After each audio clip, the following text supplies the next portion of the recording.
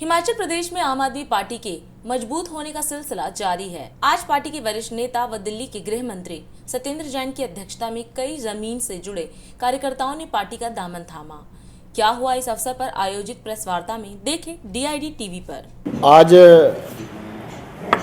Grass root के workers हमारे को पार्टी को ज्वाइन कर रहे हैं। नूरपुर से मनीषा जी हैं, जिन्होंने जिला परिषद का इलेक्शन लड़ा था और 6400 वोट इंडिपेंडेंट इन्होंने पाए थे और दूसरे नंबर पे आई थी, सिर्फ 400 वोटों से पीछे रह गई थी। आप इसी से अंदाज़ा लगा सकते हैं कि भाई इंडिपेंडेंटली इतनी वोट लेना, काफ़ी बड़ी वोट मिली थी इनको। और हाईली एजुकेटेड हैं, मास्टर इन अप्लाइड फिजिक्स के अंदर मास्टर्स किया हुआ है इन्होंने और बहुत ही एक्टिव वर्कर हैं अपने इलाके के अंदर, नूरपुर के अंदर।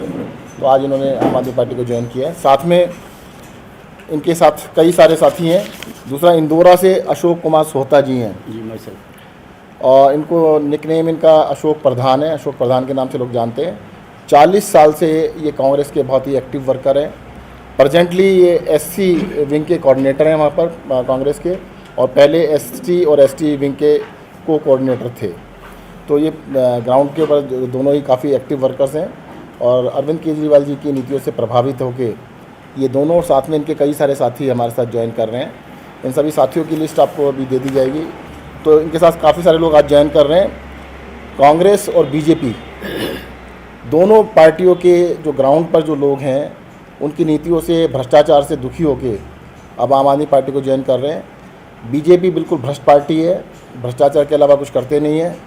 अब सारी की सारी जनता दुखी है और इस बारी कांग्रेस और BJP दोनों को हटाकर आम आदमी पार्टी को हिमाचल के अंदर लोगों ने मन बना लिया है कि इस बारी जो दोनों का खेल चल रहा है, एक बारी कांग्रेस, एक बारी BJP, उसको ख़त्म करके आम आदमी पार्टी की सरकार बनाएंगे।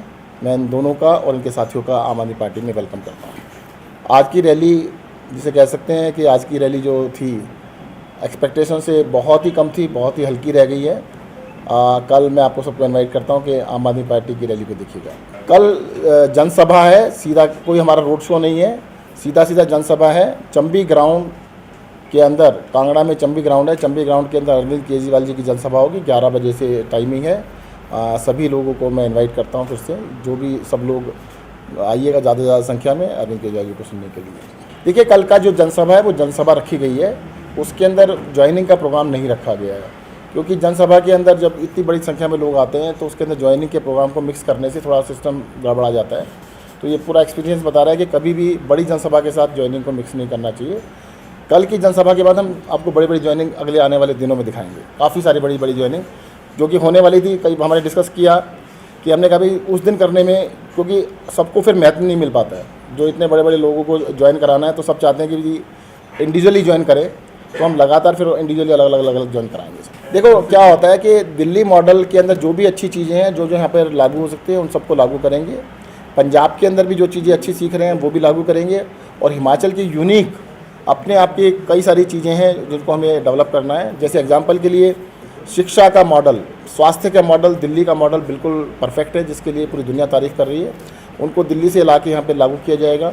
शिक्षा की परिस्थिति बिल्कुल सेम है, यहाँ पर शिक्षा का बिल्कुल बंटाधार हुआ पड़ा है। स्वास्थ्य की हालत भी बड़े ख़राब है, उनको ठीक करने की आवश्यकता है। 300 यूनिट बिजली हमने पंजाब में फ्री की है। यहाँ पर इन्होंने नकल करके 125 करने की कोशिश की है, तो यहाँ पर पंजाब में 300 की है, तो यहाँ पे 300 करेंगे। यहाँ की यूनिक चीज़ें हैं कहीं।